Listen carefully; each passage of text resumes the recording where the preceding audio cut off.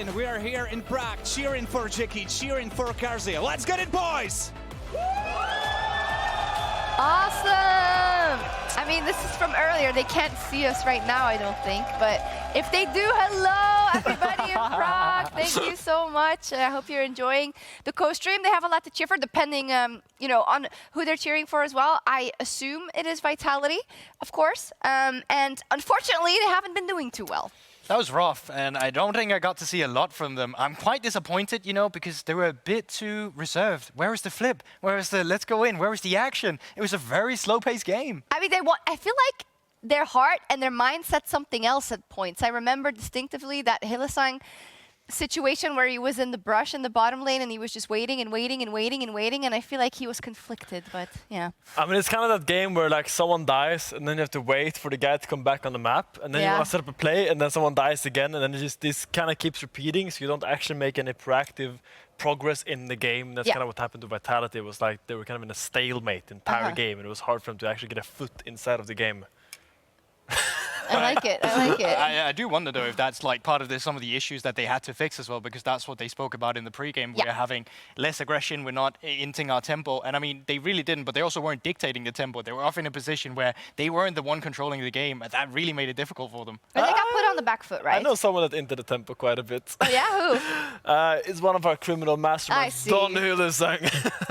That one is fair, that one is fair. Talking about one of our other criminal masterminds, the man, the myth, the legend. Yes, 113. Is that what we're saying, that we're not saying 113 anymore? No, I'm calling it 113. Stepping up huge on the Sedrani. He was involved in every single kill. Is that real? 2015? I'm a KDA Andy. That is. I mean, he was part of every single kill. That's not just an KDA Andy. That's 100%. We can call him that as well. Yeah, 100%. Also, look at the proximity to his support. Yeah. He's very involved with Parus, and I think this is kind of the BDS that was promised when we saw this roster come together.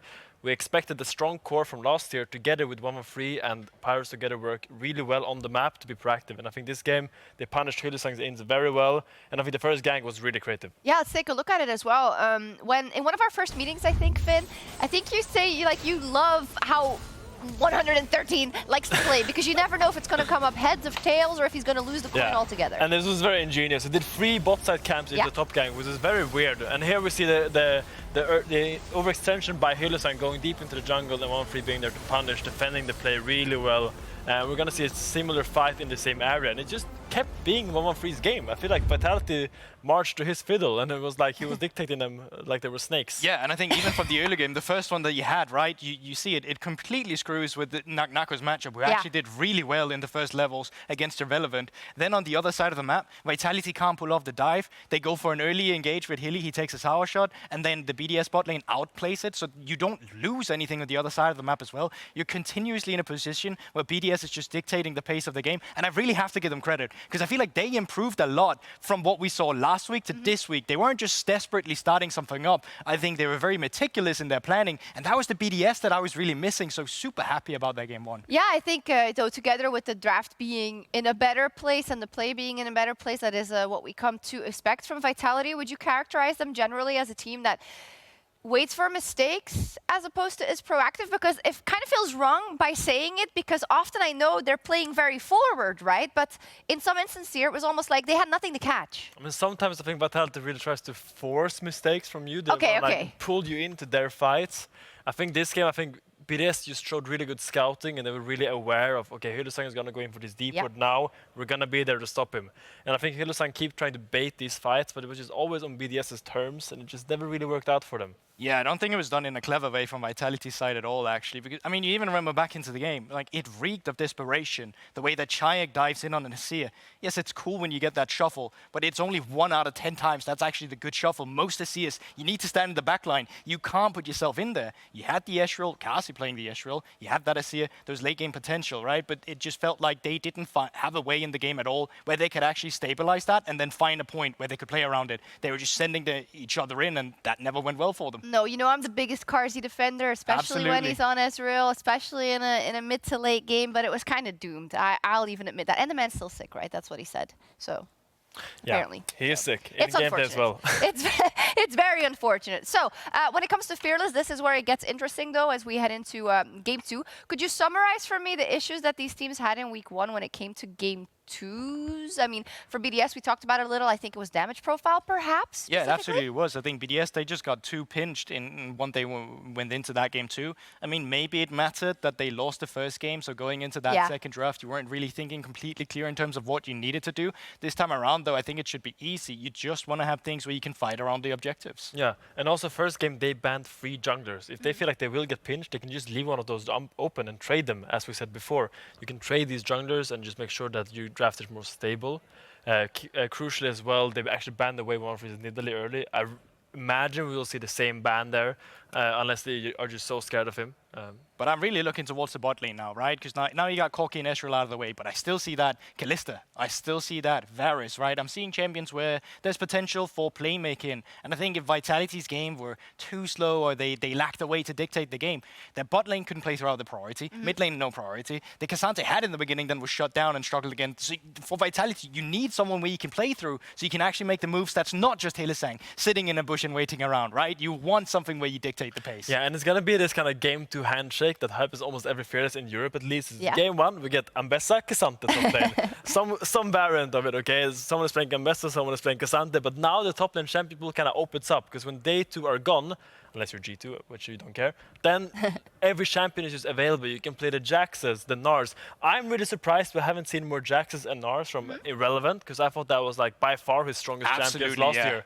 So I would like to see him pull one of those out. And for Naako, we will see what he has in store, because he's probably going to have to blind again, considering they're going to choose blue side. Yeah, but he was quite flexible in the RLs. Remember, he was very much on the Varus hype train. And while you can't really build the same on Varus as you did back then, it is still players that previously in their history has showcased they are willing to be flexible.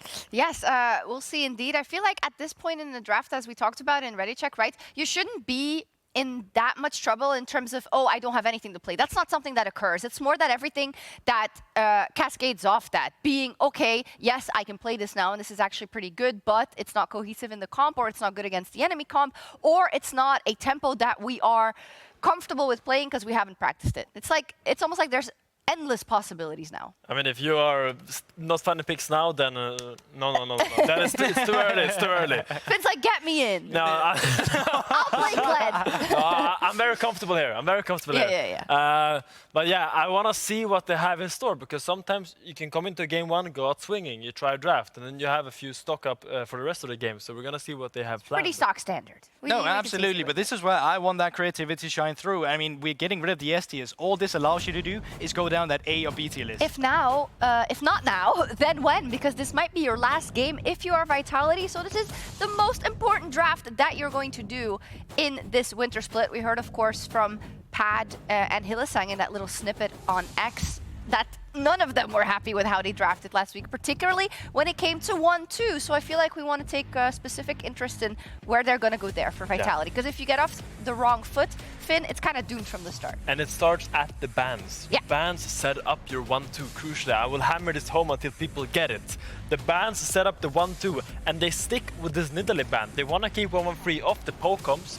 They want to keep him off this Nidalee, which has so much early agency, and this kind of forces him into these more tank junglers, which I've seen him be very comfortable in, but clearly they are the ones banning them. So there's going to be a lot of jungle bans these early stages. So maybe securing that is going to be crucial. Yeah, I mean, I got to give props once again to 113. He might be the only European jungler right now who's actually dragging these Nidalee bans. And it's not just himself, it's the fact that it opens up this poke comp that we saw BDS was actually so confident on. Yeah, and it's just the confidence you pick this Nidalee and knowing I'm gonna perform. I think that's what people need, because usually when people say Nidalee, it's like, oh, can I pick Nidalee here? Can I pick Nidalee? I want to engage. I want to invade. Please, can I pick Nidalee? But then they don't have that confidence. You just need to lock it in and be confident with it.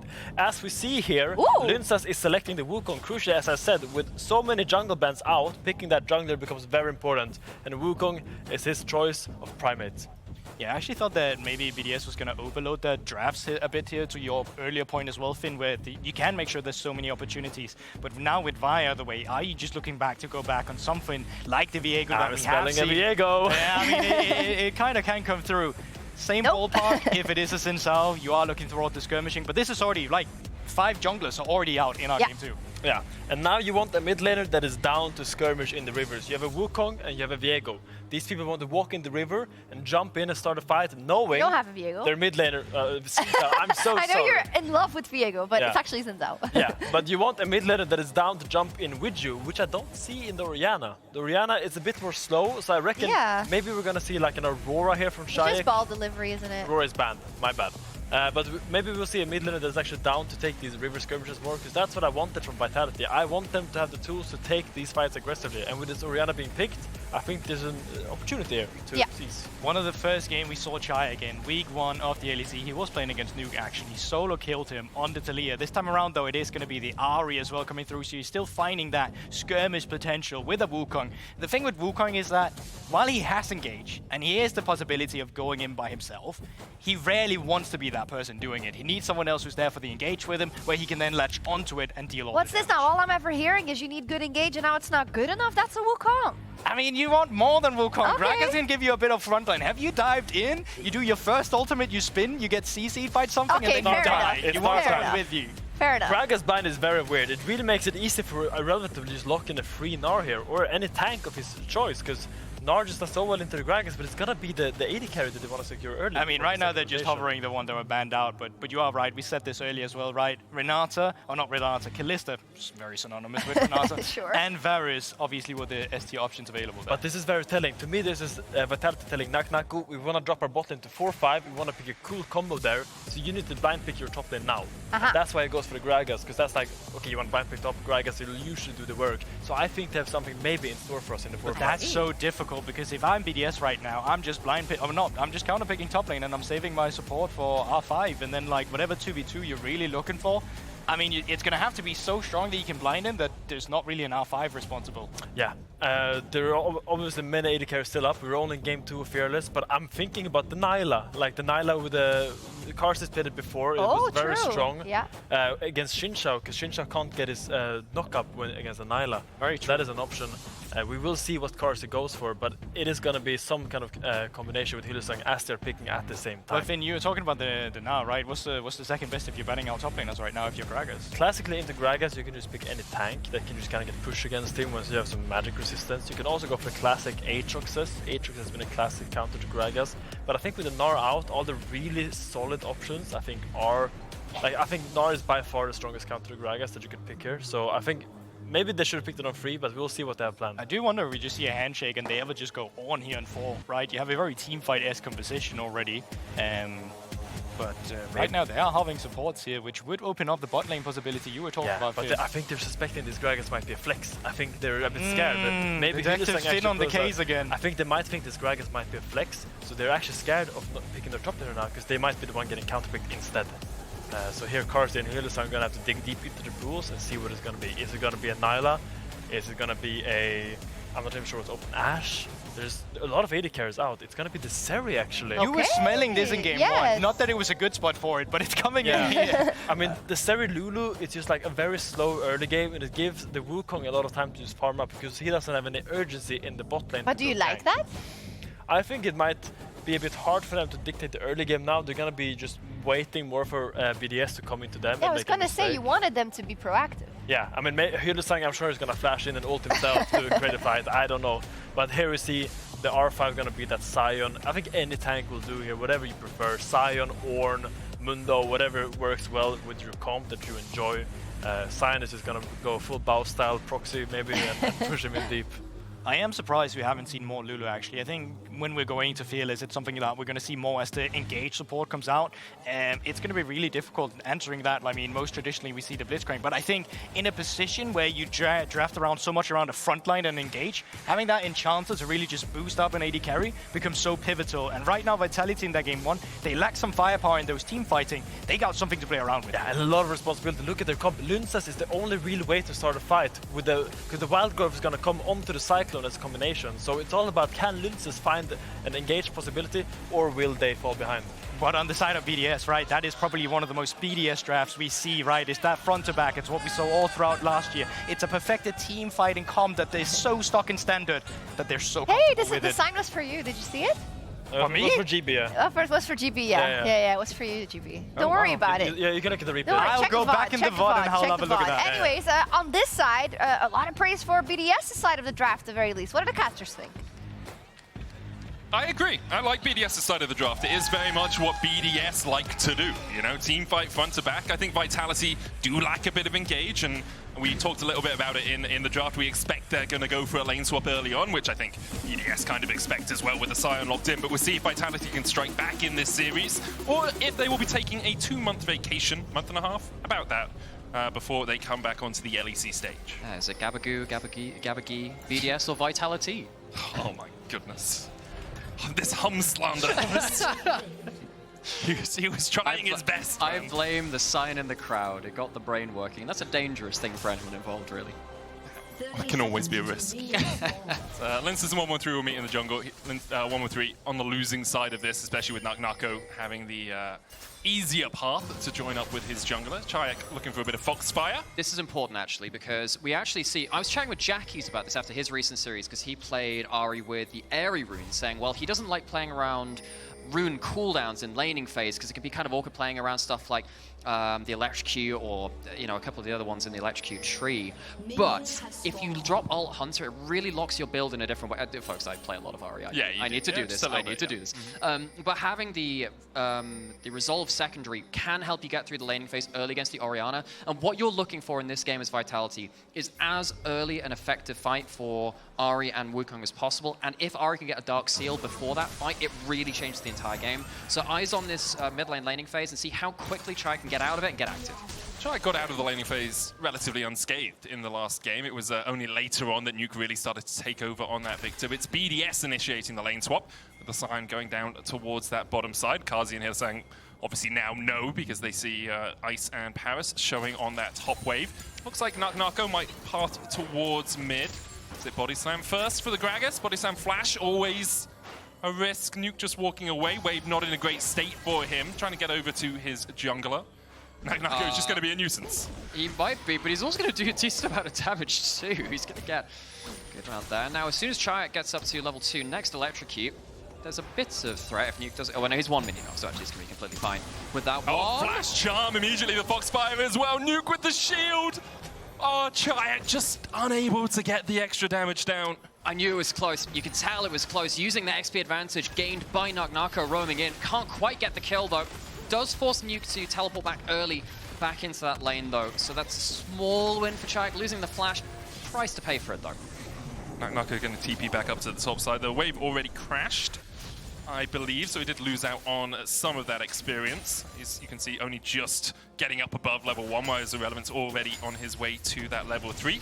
No dive materializing either means that Irrelevant is relatively safe. Obviously very hard to dive a Sion, but even if you get the kill, he just resurrects and kills you back. It's quite nice in those lane swaps, isn't it? Just, oh, by the way, surprise! Hello, Lazarus is here. Some other important things which are happening as well. One of the most important things that you can sometimes skip by is wards like this just being put around. If Xin Zhao had gone towards that bot side or anyone roamed around it, you would spot that coming in advance. So it's nice to just have that extra degree of safety when you're making these plays, especially when you're against a team in a desperate position now as Vitality in their last game, potentially, if they were to lose this. Both teams obviously gone through an awful lot in this split. They're on kind of death's door now. Do not want to be giving them that kind of free road into sides of the map.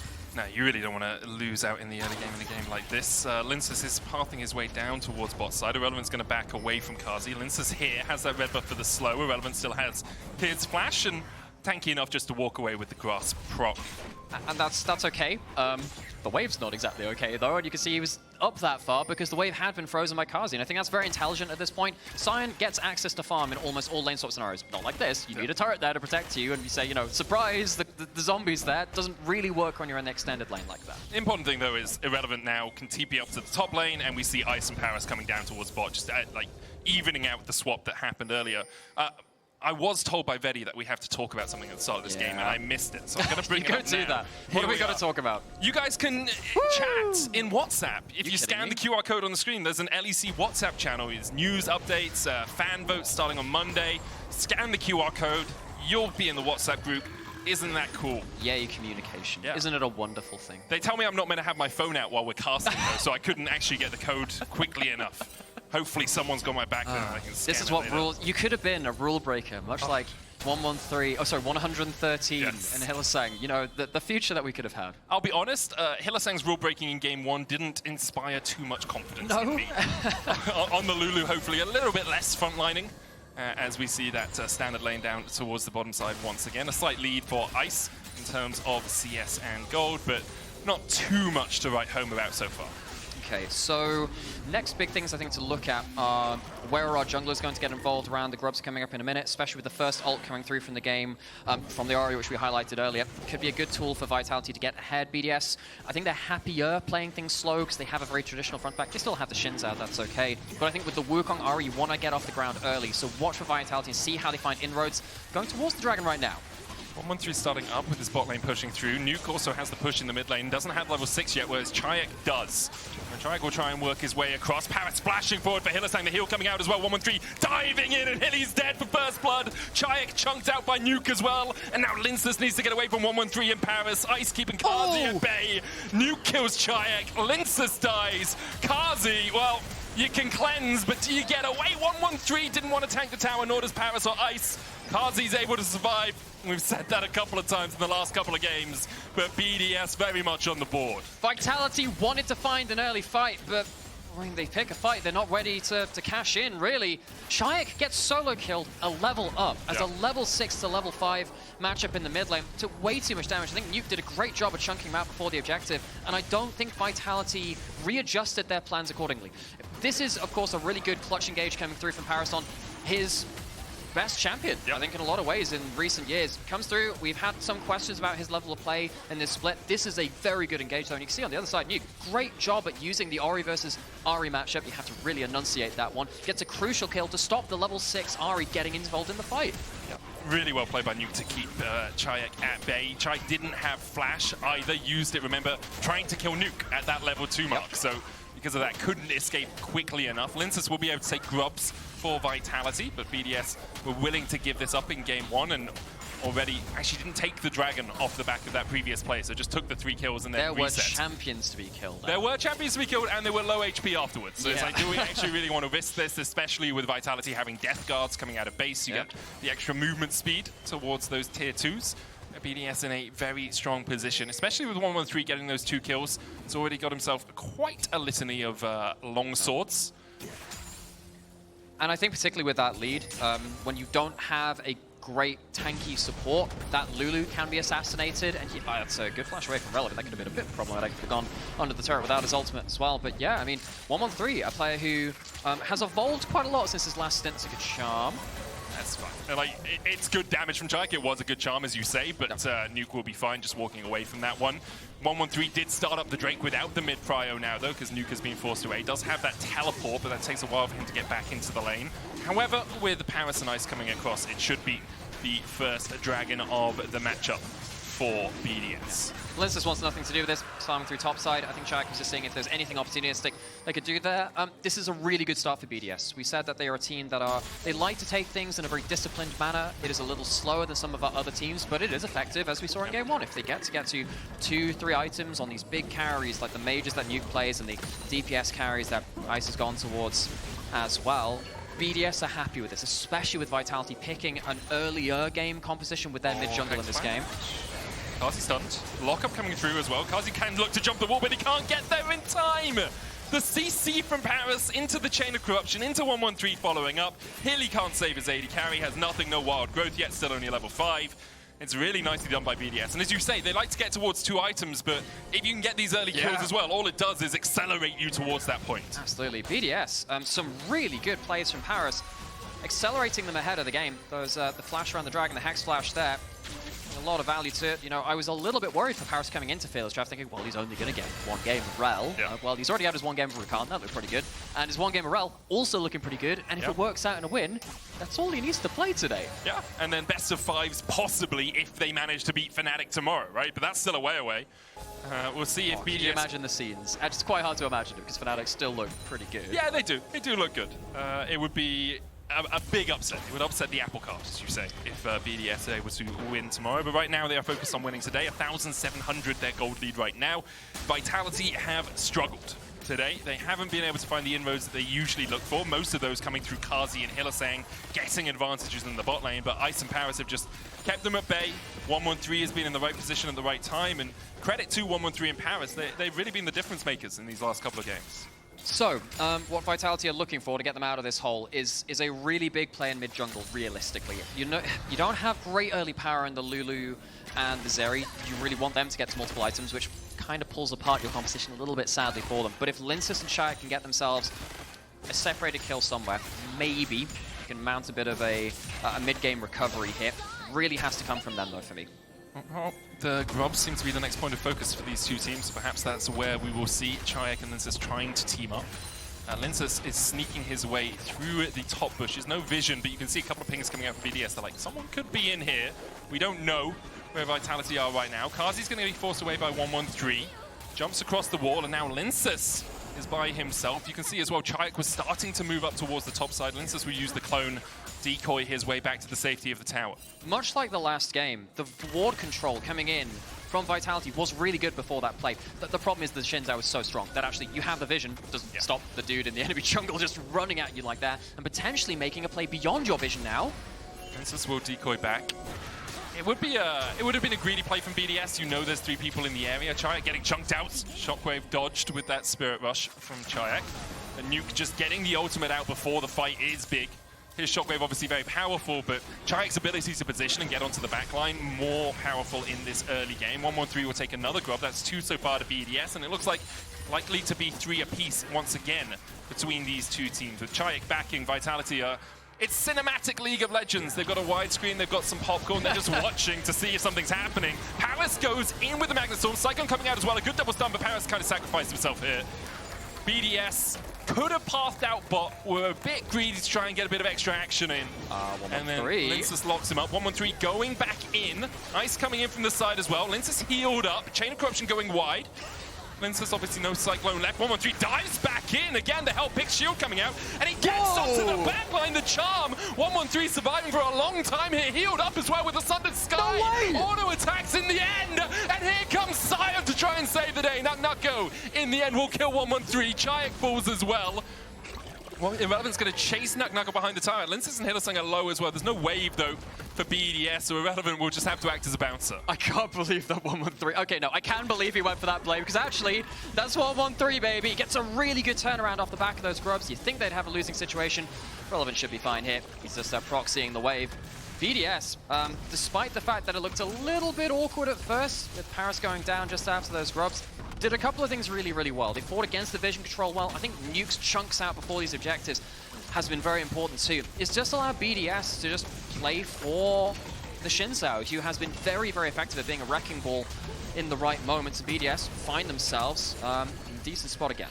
Irrelevant has to flash away from the explosive cast there from Nato in the end, but 4 plates to BDS, and you can see the gold lead extended in that mid lane. Nuke about 600 gold ahead. We'll have another look at this, because it feels greedy at this point from BDS. It does at this point. I guess you think, oh, we've got early game Varus versus early game Zeri. We have the bonus that, well, okay, Wukong also is in the equation. You don't really want to play around that. Even with Ahri not on the table, that doesn't help. We're getting a big fight here. Parus jumps back in, only hits onto the clone. Nuke does have the Shockwave here. Czajek has that Spirit Rush as well. We're fighting over the Drake right now as Hylissang had to pop the Wild Growth on himself. Czajek goes in, charm wide though as Parus dives back forward. Czajek ignited, should survive through that. 100 health enough to survive the ignite. BDS have already killed off Hilly though, and now trying to gain control as Lyncas goes back in with the Cyclone. Carzzy trying to get excited in the middle of the fight. Ice surviving though. Lyncas with another Cyclone. The movement speed getting out of dodge. 113 low, but he's going to heal up off the blue buff. And in the end, BDS get a kill and get the hell out. I think that might just buy them the dragon. Is anyone going to stick around from BDS? They don't have any teleports to come in. Nuke could cause some issues if he sees them here, especially with the honey fruit as well. Does he want to go forward? Too many people off the map. He doesn't know where Nato is. Hilly's on his way back.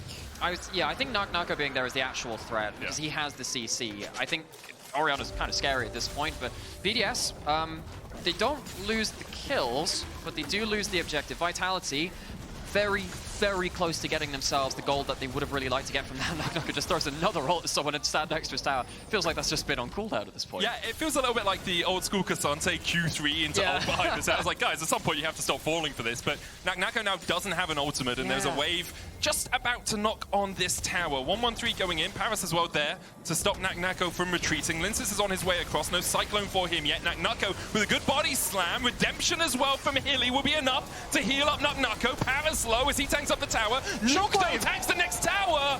Oh, that was really well played by Nuke. He tanks the tower shot as 1-1-3 starts to walk out. The shockwave hitting as well kills off Naak.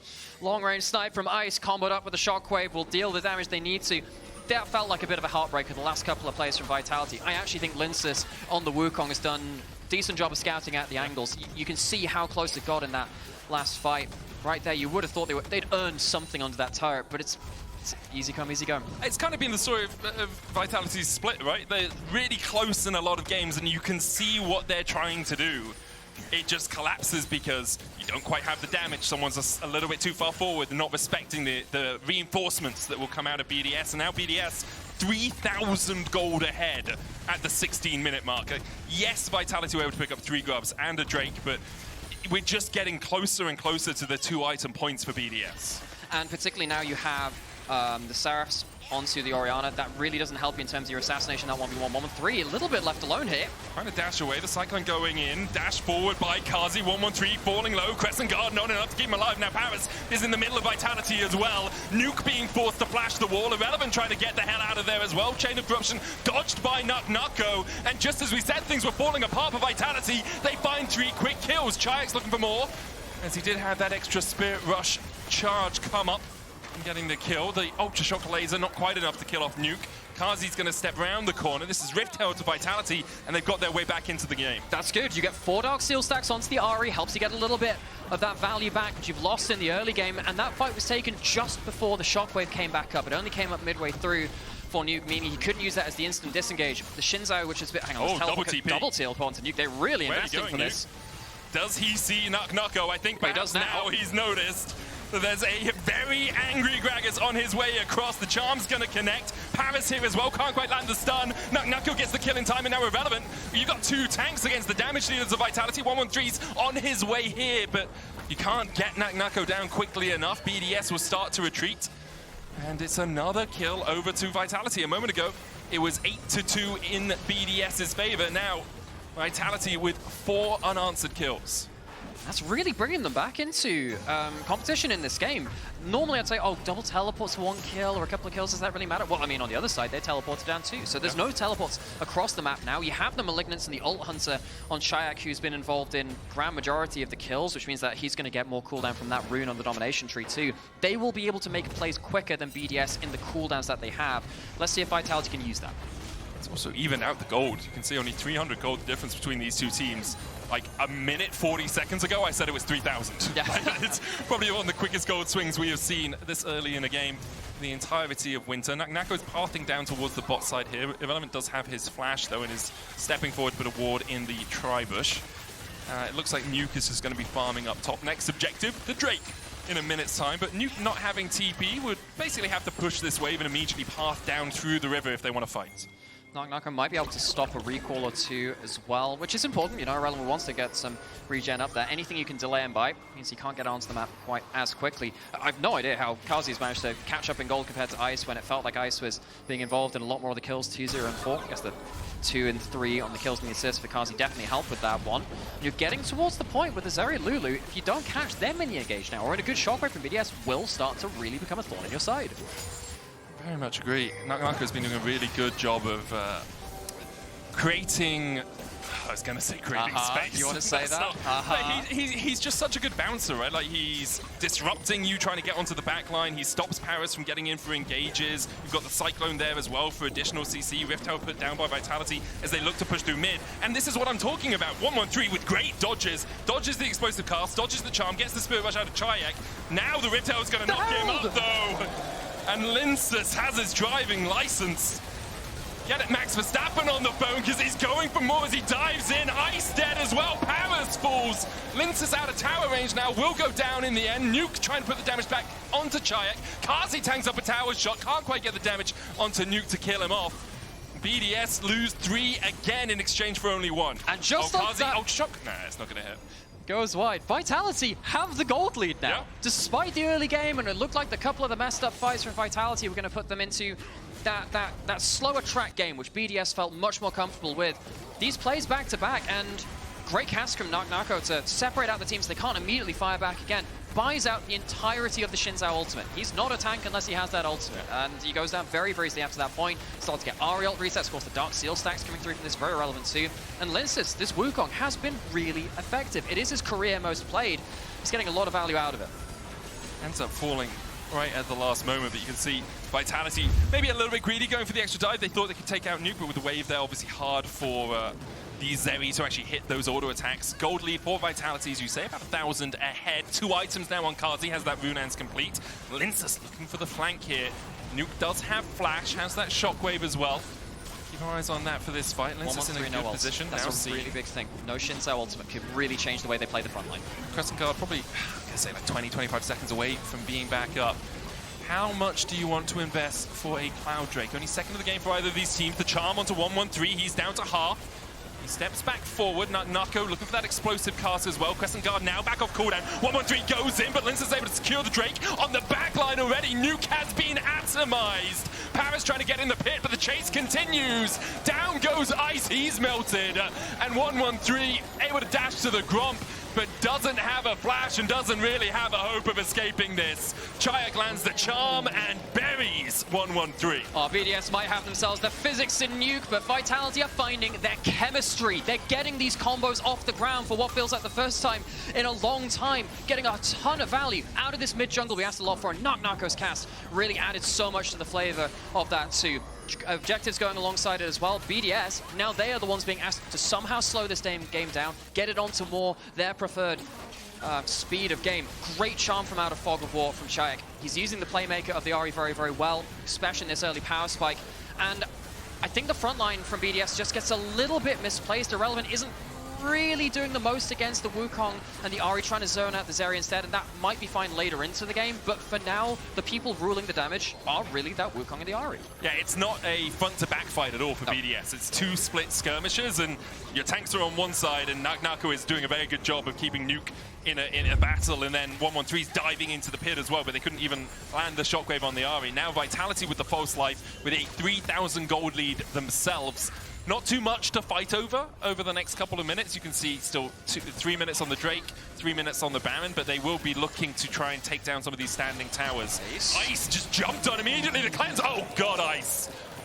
That was great from Carzzy, but Ice's positioning there was a little bit aggressive. Yeah, that was a lot of damage coming through from the Zeri. Really well played from Carzzy to know his damage numbers, and that opens up the map again, because you'd really like your Varus to be wave clearing a little bit. No, it's not the Poke Varus, but you need him to hold a lane. Suddenly, you don't have anything on top side. You get pushed in mid lane as well. It's your Sion pushing bot lane. That's not going to achieve that much. BDS are playing catch up on the entire map right now, and that is exactly the opposite of what they want to do, as with what I feel like we've been beating this horse to death. A slower paced team comp, which they want to slow things down and control the map. Carzzy's just such a terror right now as well. With that pocket Lulu, you can see help picks the shielding, the whimsy as well. Another charm coming out from Czajek. Jumps in with the Spirit Rush. Crescent Guard from 113 just to escape the barrage that is Czajek and Carzzy right now. They'll path towards the mid lane. They can look to try and crack this tier 2 as well. If someone takes a short route from BDS, Czajek. Charm hits once again onto Parus. Still has that false life as well, so Czajek can be very aggressive in these situations. Czajek is feeling so good about this game now. He's got a really good build for this game too. And BDS need to really pay... what is Hilly doing alone up here on top lane? Hilly... He's got a false life. He's going to pop the Wild Growth and the heal to escape. And it was worth it, because Lyncas gets onto Ice, who has to flash the wall. Lyncas, though, going in with the decoy, will get the Cyclone movement speed as well and brings down the Decimating Smash. Hilly, in the end, forced to withdraw by 113. That's a little bit of gold going over to 113. Lyncas, well, he's going to be forced to withdraw as well. I don't know if it's kind of hard sometimes to know if someone got that kill. Like, did he get out of range in time? I didn't see the gold pop up, but I'm not exactly sure if I was just blind. Yeah, I mean, which is a complete possibility. It doesn't really matter. It's 200 gold and they're 6,000 gold ahead. So there's some Magi's. You got a Magi's on the Ahri as well. Man, Vitality, what a turn of fortunes for them. And you know, the Ahri in this kind of game is absolutely set to explode. BDS don't really want to be worrying about the Ahri's damage a lot because normally think, oh, they become utility. We have enough frontline for it. Well, you kind of have to worry now. You have the Malignus and the Leandries, which means you can actually cut through the front line. You're going towards a Void Staff. And with your passive giving you extra HP, you can play a little bit more brawly and keep your Magi stacks alive. Very, very strong at this point. We asked for a lot out of the mid jungle from Vitality. I think they're delivering. Definitely are, as is Naak. I want to give him a lot of credit for how he's played this game.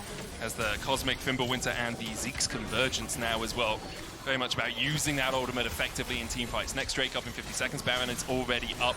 Vitality have the vision control on the top side, and once again, they're looking to make it not a front to back. Czajek goes forward, Irrelevant tanking up the rest of Vitality for now. One Spirit Rush charge was used. Lyncas is still looking for that flank. He's on a control ward though, so BDS aware of his positioning. Charm just short again from Czajek. But the reason he's playing like this is because he has every ult hunter stack and he has a Malignus. He's completely fine to do this. Like, his ult's going to be, what, 60-second cooldown at this point? Oh, it's 50. It's in fact, you can see it. That's really useful. I could have looked there. Incredible. I could have just looked at the thing. It's hard sometimes to look at so many positions on the screen at the same time. Now, the problem is it won't be up before this dragon spawn unless they really start to delay a little more. Lyncas doesn't really want any of that smoke there in the mid lane. We'll just use that clone to get out of dodge. Czajek does have the teleport. He's going to recall BDS. Don't feel strong enough to go towards the dragon, and that does mean that Czajek will have the luxury of waiting for his ult to come back. I think if you're BDS, you're giving this one up, right? It does put soul point for Vitality, but do you really want to fight against 10 Magi stacks, the elixir of sorcery? Sorcery, is that what it's called? Yeah. Like, so, we're going to say it is now. If you say it confidently, it's saying what it is. Is it Wrath, Sorcery, and Iron? It's all of them. I want to say those. Yeah. And we don't have the Kappa juice anymore. Oh, Sag. Well, okay, it's not in Summoner's Rift. You can enjoy that on ARAM and Arena. Yep, let's get it back onto the Howling Abyss. Grab that Kappa juice. Carzzy now with 3 items as well with the Bloodthirst to complete. BDS just trying to delay. They're trying to get to 3 items. You can see Nuke's now got a needlessly large rod, but he's basically a full item behind. Ice is in the same position with that recurve bow. Unless they can get a bit stronger, they're not going to be able to fight Vitality in this position. And one of the biggest problems about that is who's side lanes from BDS? No one, really? Probably irrelevant, but not well. Yeah, and that's the problem. No one really does it well. They wanted to be winning the early game, getting through objectives, and just having stable lanes. Now you have to play against a very dangerous map against Vitality, where the Wukong, the Gragas can set up very well, the Ahri, just anyone really. I mean, if the Zeri can flop over the wall, you don't get to play beyond your safe vision. And Nara or Jax might be able to do that. Basically, you have to use your Sion ult anytime someone sniffs at your lane. That's a big problem because you can't push up anywhere safely. You have to put 4 people in your own jungle, and you can't answer this. You can see Irrelevant was trying to team up with his the rest of his squad to try and defend through the mid lane, but that's a great Spirit Rush from Czajek, because Irrelevant, his ultimate is stop. Czajek goes back forward. Irrelevant with a shield, still charmed in the end. Nuke trying to get him from the side, but Naak keeps him at bay. And Vitality pick up the kill, position for the Baron, get the tower. Now, can BDS find a way to respond to this? Naak still has TP, as does Czajek. I don't know whether Vitality want to stick on this. Lyncas is taking a lot of damage, and of course Czajek did just use his ult. You could double teleport in. Ahri's sticking in bot lane for now. Vitality call off the Baron. Just back away from it. Don't have to force, right? You're in such a strong position, 7,000 gold ahead. Why risk it at this point? A Baron steal really is the only way for BDS to get back into the game. And basically what we saw in that last play is BDS can answer one place on the map. Where do you answer when they are pushing up both bot lane and also pushing in towards the Baron as well? You don't have the option to go towards both. It is really difficult for BDS to be everyone. It's difficult to be everyone once in general, but particularly with a comp like this, as we said, no one wants to be away from the pack. They must be a unit, and they're not being given that luxury. Vitality just moving around the map, keeping that vision control we saw in game 1, even though they weren't able to utilize it as much in the first game of the series. This game they are denying BDS everything they can. Importantly for BDS, they didn't lose their inhibitor in that bot lane push, so there aren't super minions going in there. They can kind of just neutralize the wave and allow it to slowly push out against them. Carzzy chunked out by Nuke, who's still only sitting at 2 items. Czajek looking for the charm, does land it onto Irrelevant. Look at where Naak is here. Oh, Ice. If you step forward there at all, you are done so. Naak will clear out the control ward. Czajek standing around the corner as well. This is what Vitality has done so well this game. It's the flank position. Carzzy down towards the bottom side. Naak and Czajek can walk up here. Irrelevant just trying to act as that bodyguard. Charm just wide. Irrelevant goes in. There's a shockwave as well. Czajek not able to get out in time. I think the smite coming out alongside the damage from Nuke was enough.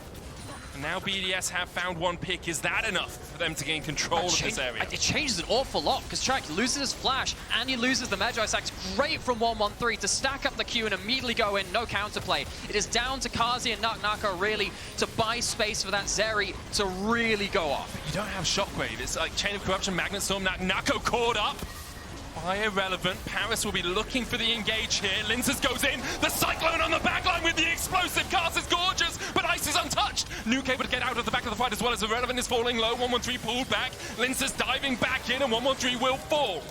Vitality find a pick of their own. The TP behind as Naako looks for the flank. Nuke's gonna TP out. Naako is there. Ice healthy enough for now. Cleanses away the slow. Irrelevant trying to get back towards his top lane tower. TP in by Czajek, down towards the Razor Beats. Irrelevant getting chunked out now. He just doesn't have the shield, he's just slowed permanently. Irrelevant goes down. There's minions pushing towards that bot inhibitor as well that BDS have to deal with, and Vitality should be able to claim the Baron as their prize. Yeah, stumbling the plans from Vitality, but BDS just can't make it work around the Baron. It's bad terrain for them. They really don't want to be stuck into that pit. Now Vitality, some way, by hook or by crook, they get themselves onto the Baron themselves, and that will twin perfectly into, of course, the Dragon spawn up there as well. That will be just a minute off. Vitality get to quickly recall, push out the map, go down towards that, and go towards a potential Cloud Soul. So, starts off with Czajek really underestimates the burst of the instant knock-up from the Xin Zhao. Activates his Q on the minion, dashes into it immediately. The shockwave comes through, and the Ahri and the Magi Stacks on actually sells it after this play. BDS after this point, though, still kind of underestimate themselves. They've used a lot of their tools, as you were saying there. The Xin Zhao flash, nasty. And with Lulu being able to keep the Gragas alive, it really caused a lot of issues until eventually Lyncas, on his most played champion in his career, finds a great aim. Yeah, getting into that backline with the Cyclone alongside the explosive cast from Naako, just by splitting the team like that, you can see how hard it is for BDS to reposition themselves in that sort of position on the map. Parus position himself in the position. Wonderful stuff. Themselves in the river. You can see Czajek's actually pushing through top here. Does not have teleport, so they're kind of sacking this Drake to get the pressure on the tier 3. Well, I mean, you look at the wards coming down from BDS. Vitality don't have the best vision control. As long as Vitality can just use the Baron buff they've just earned, sure, why not? This isn't Soul for BDS, and Cloud Soul's not the game ender for Vitality either. Plays through the side lane again.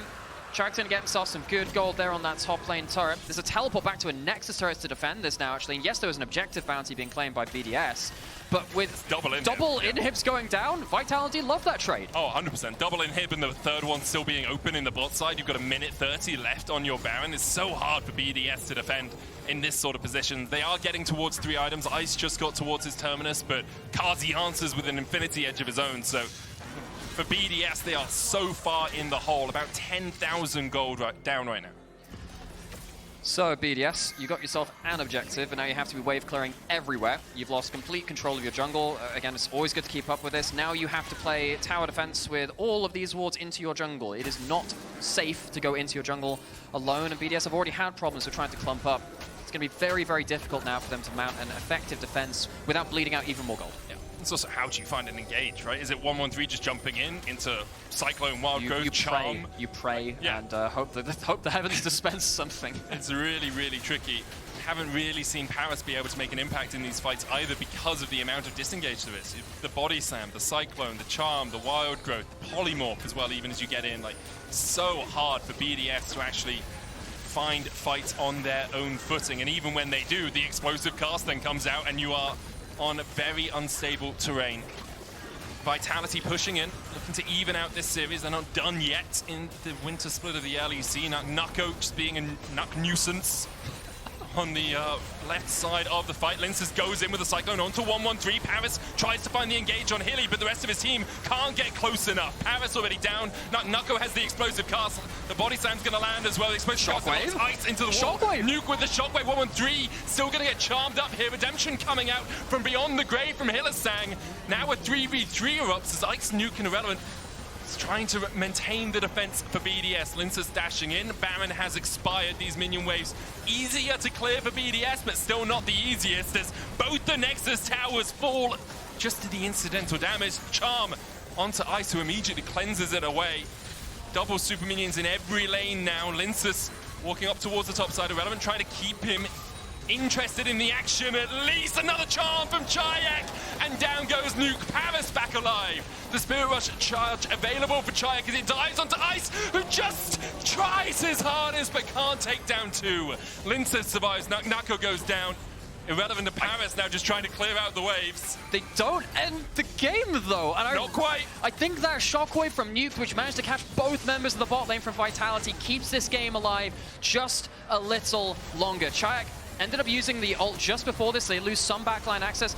Parus kind of just acts as a way to stack lethal tempo for Carzzy. Doesn't really link up with the rest of the team. This is the key moment right here, though. Catches both the Lulu and the Zeri. That is not something you're expected to do in a late game team fight, but Nuke does it on his own without even a ball carrier needed. That just about saves the game. They're completely crippled at the Nexus. They have no Nexus turrets left. It's going to be very, very hard for them to mount a defense after this point. But Vitality would have really liked to end the game there, I think. I think they'll still be able to. Nago has TP in 8 seconds time. Ice has just respawned. But even with that last stand, I'm not sure BDS will be making their way further towards first stand in this game at least. They have the third of the best of 3, of course. And now Vitality continue to push in. Nago for that flank position. Lyncas jumps in. There's the Cyclone. Oh, they just got to be dead immediately. Ice locked up. Nuke having to flash away. Parus diving in, but there's no damage left at all for BDS. Nuke's back on the fountain, and Vitality are going to make 1-1-3 join him there. A triple for Carzzy to round it out, and we're, for the first time in playoffs, going to Game 3. Finally, we dig a little bit deeper into the champion pools. Vitality versus BDS will be going towards a Game 3 for the first time in LEC playoffs. I can't wait. Yeah, I'm looking forward to it. We'll see perhaps if a Kalista is finally picked. Maybe the Zyra won't be banned. Maybe we'll get Maokai, Skarner. It's, I think, obviously in best of 3s it's not quite as inventive as it can be in a best of 5. We're not quite as deep into the Fearless, but it should be an interesting one to watch. Absolutely, and you know, I'm really glad that Vitality found a game on a little bit more of their pace. We're going to hand it over to Laure, who's standing by with Lyncas after that game victory. Yeah, Lyncas, any comments on you coming back in this game after this questionable early game? I mean, Vitality's early game is always questionable, so there's nothing new, I think, for the viewers. But hopefully for next game we can do one good early game, and then it will be a really free event, to be honest. What should we be ready about for Fearless Draft Game 3, the first one we're going to have?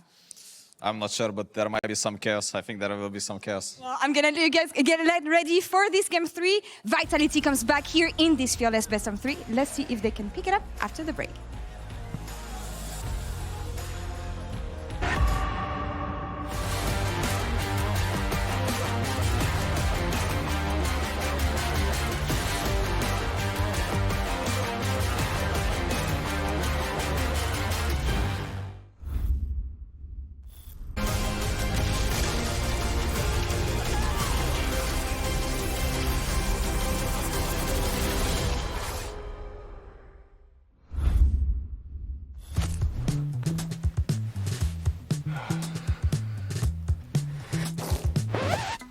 Hey Gragas, you ready for the... Oh, that doesn't look good. Wait, I have a solution, but you have a break. I will be right back. Just wait.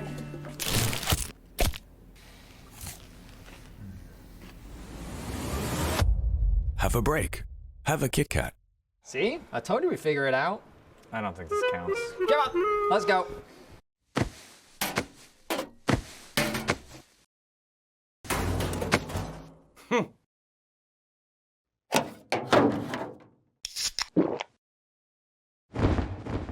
Red Bull gives you wings.